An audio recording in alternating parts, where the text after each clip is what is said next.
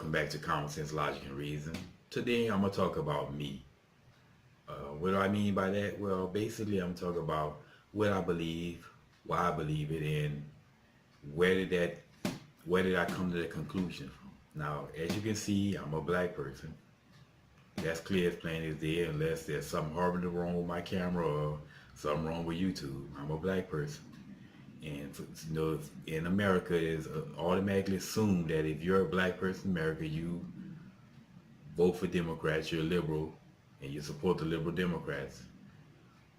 Well, I'm a conservative. I'm a black conservative person. Now, as growing up as a typical black person in America, as you know, I was also taught the idea that Democrats good, Republicans bad. Republicans all about their greedy rich friends, and these benevolent Democrats care all about the poor people. Now, I heard this growing up, and I believe it since I didn't know anything else. I believed it. So I spent pretty much my adulthood up until my late 20s believing that and considering myself to be a liberal, voted for liberal Democrats. And my first time being eligible voting for president, I voted for Bill Clinton his first term. I also voted for Bill Clinton his second term, and in 2000 I voted against George Bush. Again, this was a time when me being a liberal Democrat, I knew absolutely nothing. Me being liberal, I knew nothing, and I considered myself liberal then. Well, what changed in me was around this time I started working overnight at this parking garage as a second job. And this was pretty much a laid back job. It wasn't hectic at all. It was very laid back. Wasn't really much to do. So I listened to a radio often, and we have, like most cities, we have our conservative radio station. And I would listen to that conservative radio station overnight. And they would rebroadcast a lot of the shows during the day, one of which would be was Rush Limbaugh. And all I ever heard of Rush Limbaugh prior to that was he was this racist white man who believes everything the Republicans do is right and everything the Democrats do is wrong.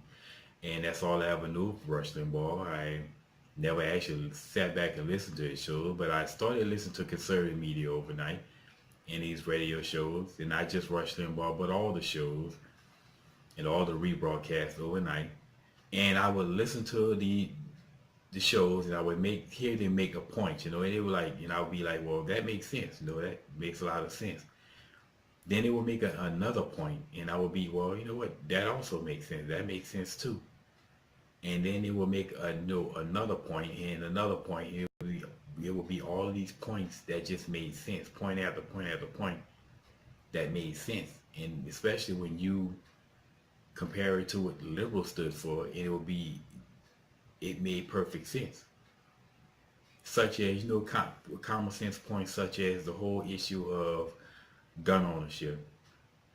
I used to be against gun ownership. Well, because I was taught this. Well, it was all about guns, was all about back in the days when people had to hunt and fish to survive. And since we don't have to hunt and fish anymore, we didn't really need guns. So I was opposed to guns until I learned the truth that the reason why the Second Amendment exists is that we can have a defense against tyranny. Our founding fathers, they feared our government more than they fear anything. They say we have the Second Amendment right to protect ourselves from any enemy, foreign or domestic, where they were thinking more domestic. And history tells us that the greatest danger of any human being is the very own government that they lived under. So it was like, well, no wonder we have a Second Amendment right, and I was pro-gun ever since then. And other points like the whole tax thing, about raising taxes and lowering taxes. Well, economics 101 tells us when you raise taxes, when the government raises taxes, it hurts the economy. When the government lowers taxes, it helps the economy. When they lower taxes, the people who actually drive the economy, the businesses, get to keep more of their money, or which they use to drive the economy. And and as a result, we have a better economy. We have a better economic situation as a result of that. And also as a result of that, because we have a better economic situation, the government actually gets more tax revenue back when they cut taxes. So why would anybody in their right mind, any politician in their right mind, ever advocate for raising taxes? And that would be stupid. If tax cuts help the economy and the government actually gets more revenue back, when then I would, as a politician, I would hire a team to figure out what's the point of diminished returns on lowering taxes, and I would lower taxes to that point. If that's the case, if that's the benefit. So again, and after just points of common sense like this, it was a no-brainer that I would start considering myself to be a conservative. I mean, anybody who operates based upon common sense, logic, and reason, hearing that information would do the same. So for me, again, it was a simple no-brainer, and I've considered myself to be a conservative ever since then. And as of right now, I'm a registered libertarian, and libertarian is from the root word of liberty, which our founding fathers meant, and they wrote into the Constitution. So I always say that liberalism is a mental disorder. Well, clearly because they're always on the side of everything that our founding fathers feared, and that being too much and too big government.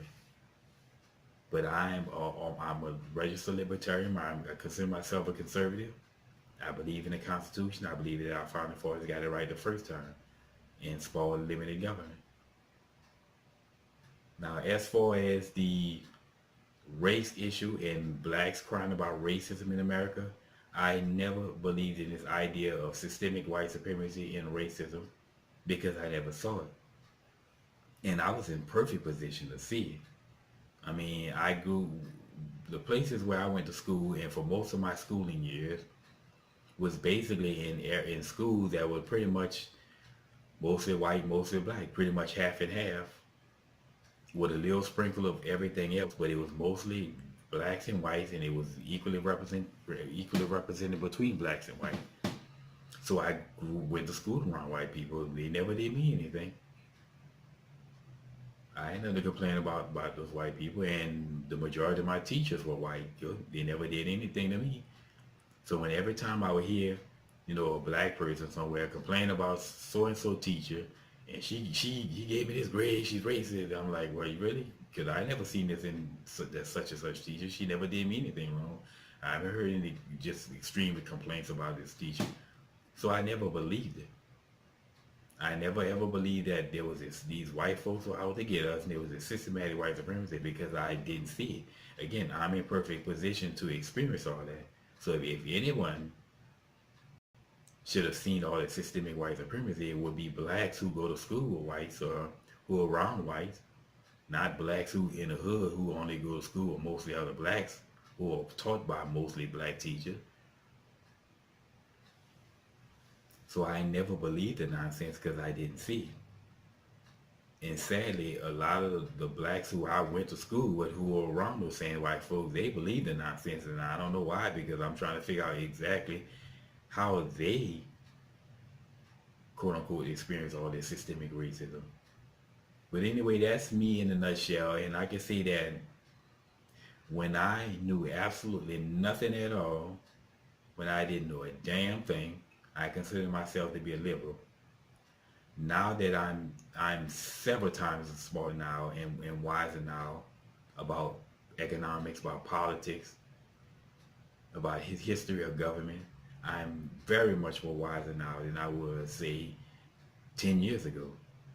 And I consider myself to be a conservative now. So that should speak volumes of why I always talk about knowing, and why knowing is just half the battle, and just knowing is so beneficial to you, yourself, and everybody. But like I say, y'all, that's me. And if you were wondering, anybody was wondering, well, why do you believe what you believe? And that's why. And I've often had compliments from people who would say, well, wow, you a black person, and you don't believe, you're not a Democrat, you see past all that, and they will compliment me, but I was like, don't compliment me. Compliment whoever created common sense, logic, and reason, and whoever gave it to me on top of facts. You compliment that person, so compliment God. But anyway, I thought I would give a little insight into me, and as always, until next time.